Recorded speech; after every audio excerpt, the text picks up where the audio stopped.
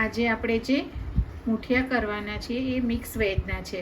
અહીંયા ગાજર છીણી લીધું છે, આ દૂધી છે અને આ કોબીજ છે. આની સિવાય તમે બીજા કોઈ બી શાકભાજી લેવા હોય, જેમ કે ફણસી છે, વટાણા છે, એ પણ તમે આમાં ઉપયોગ કરી શકો. મેથી, પાલક, દરેક વસ્તુ આમાં લઈ શકો છો. અને આપણે આમાં લોટ પણ જે વાપરીશું એ બધા જ અલગ અલગ વાપરીશું, જેથી ખૂબ જ હેલ્ધી મૂઠિયા તૈયાર થશે. સૌથી પહેલાં આપણે આમાં 2-3 ચમચી જેટલું દહીં એડ કરીશું. આમાં પાવડર શુગર અથવા ગોળ પણ તમે એડ કરી શકો. થોડો અજમો અને તલ એડ કરીશું. સ્વાદ પ્રમાણે મીઠું એડ કરીશું. અત્યારે આપણે શાકના ભાગનું જ મીઠું એડ કર્યું છે. થોડા દાણા સમારેલા એડ કરીશું. આદુ મરચાંની પેસ્ટ ઉમેરીશું. 2 ચમચી જેટલું તેલ ઉમેરીશું. થોડો ગરમ મસાલો એડ કરીશું. થોડો ખાવાનો સોડા આપણે એડ કરીશું.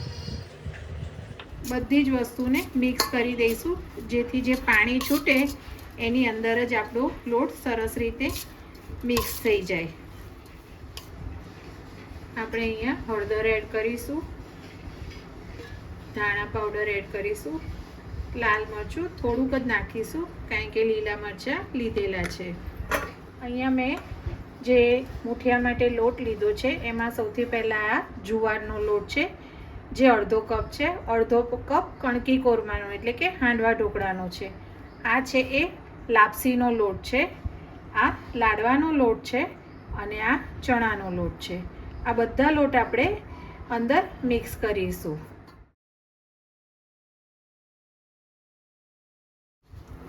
આની અંદર જ આપણો લોટ મિક્સ થઈ જશે. આપણે પાણી કે બીજું કશું જ એડ નહીં કરવું પડે. જો જરૂર લાગે કદાચ તમને, તો તમે 1-2 ટેબલ સ્પૂન જેટલું દહીં એડ કરી શકો છો. અહીંયા આપણો લોટ સરસ રીતે બંધાઈ ગયો છે. જોઈ શકો છો એકદમ સોફ્ટ છે અને આમાં પાણી એડ કર્યું નથી. હવે આપણે એના સરસ મૂઠિયા વાળી દઈશું. કુકર ગરમ કરવા મૂકી દીધું છે. હવે આપણે એની અંદર આવી રીતે બધા જ મૂઠિયા મૂકી દઈશું. તો તૈયાર છે આપણા મૂઠિયા. એકદમ સરસ રીતે ચડીને તૈયાર થઈ ગયા છે. હવે આપણે એને કટ કરી લઈશું. મૂઠિયા વઘારવા માટે સૌથી પહેલાં આપણે વઘાર કરીશું.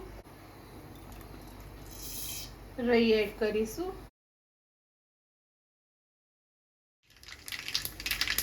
હિંગ એડ કરીશું. તલ અને જીરું એડ કરીશું. થોડા મીઠા લીમડાના પાન એડ કરીશું.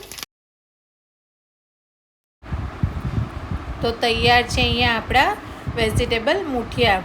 આ રીતે તમે અલગ અલગ પ્રકારના લોટ, શાકભાજી બધું ઉપયોગ કરી અને આવી રીતના હેલ્ધી મૂઠિયા તમે બનાવી શકો છો. તો તમે આ રીતે બનાવો અને મને કોમેન્ટમાં જરૂરથી લખજો. Thank you.